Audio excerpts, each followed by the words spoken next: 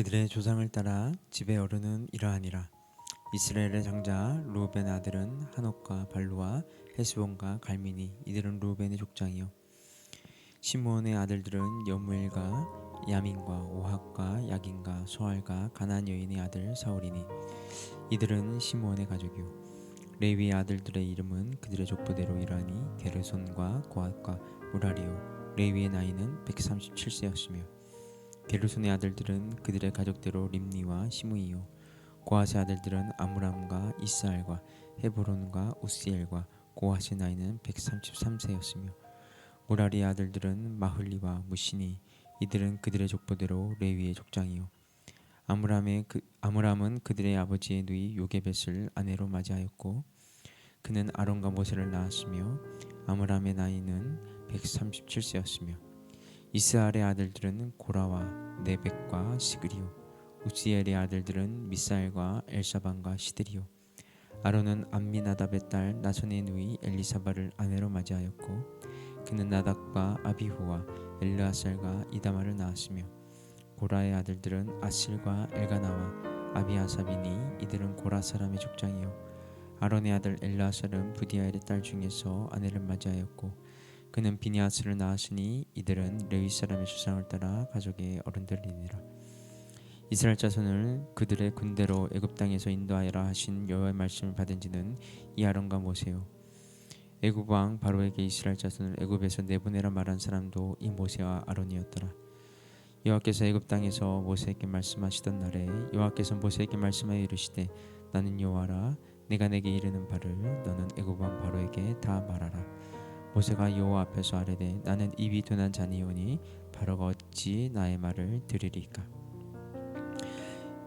여호와께서 모세에게 이르시되, 볼지어다 내가 너를 바로에게 신같이 되게 하였은즉 내 형 아론은 내 대언자가 되리니, 내가 내게 명령한 바를 너는 내 형 아론에게 말하고 그는 바로에게 말하여 그에게 이스라엘 자손을 그 땅에서 내보내게 할지니라.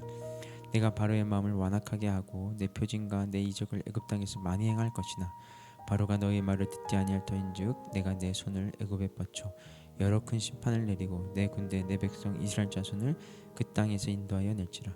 내가 내 손을 애굽 위에 펴서 이스라엘 자손을 그 땅에서 인도하여 낼 때에야 애굽 사람이 나를 여호와인 줄 알리라 하시매, 모세와 아론이 여호와께서 자기들에게 명령하신 대로 행하였더라. 그들이 바로에게 말할 때 모세는 80세였고 아론은 83세였더라. 모세가 바로 앞에 나가 하나님의 뜻을 전한 결과로 인해 이스라엘 백성들은 전보다 훨씬 큰 고통이 주어졌습니다. 이스라엘 백성들은 모세를 원망했고 이게 어찌된 일이냐며 하나님께 부르짖습니다. 그러자 하나님은 지난 본문에서 내가 바로에게 하는 일을 내가 보리라. 강한 손으로 말미암아 바로가 그들을 보내리라. 강한 손으로 말미암아 바로가 그들을 그의 땅에서 쫓아내리라 라고 말씀하셨습니다. 이스라엘을 괴롭히는 바로의 손이 강해 보여서 두렵고 낙심되고 하나님을 원망하지만 하나님은 바로의 손보다 비할 수 없이 크고 강한 손으로 바로를 눌러 이스라엘을 내보내도록 역사하시겠다는 것입니다. 근데 이에 대한 이스라엘 백성들의 반응은 어떠합니까? 모세의 말을 듣지 않습니다. 희망이 아니라 낙담을 하고 있습니다. 구원의 복음이 선포된다고 하더라도 몸과 마음이 힘들면 그것을 기쁨으로 받지 못합니다. 당장 바로가 그들의 목을 움켜쥐어 거의 죽게 되었는데 여호와 하나님이 무슨 소용이냐는 것입니다. 낙심하고 믿지 않았던 것은 백성들만이 아니었습니다. 모세 역시 낙심하는 모습을 보입니다.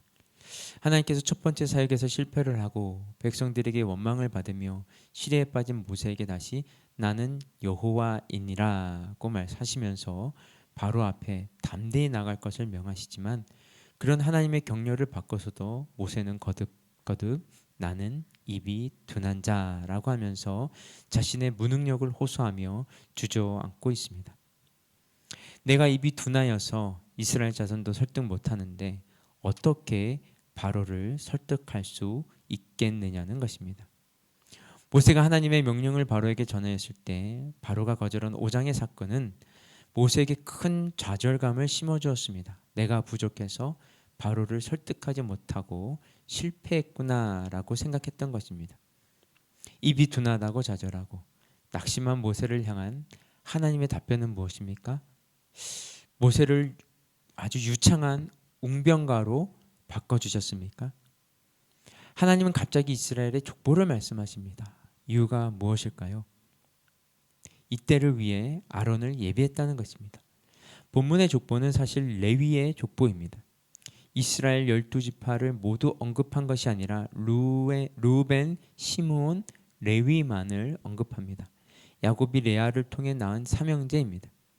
셋 중에서도 루벤과 시므온은 레위를 강조하기 위해 언급되었습니다. 그러니까 이 족보는 레위 지파, 그 중에도 아론과 그의 후손들의 중요성을 강조하기 위한 족보입니다. 자신이 입이 둔하다고 낙심해 있는 모세를 위해 이미 이스라엘이 시작될 때부터 아론을 예비하셨다는 것입니다. 이런 준비 과정을 보여주시는 것은 바로를 설득하고 하나님의 나라를 이루어가는 것은 모세의 능력이나 아론의 언변에 달려있는 것이 아니라 하나님의 손에 달려있다는 뜻입니다. 그것을 위해 하나님은 모세를 설득력 있는 웅변가로 바꾸시지 않습니다. 하나님의 방법대로 아론을 붙여주셔서 그 일을 이루게 하십니다.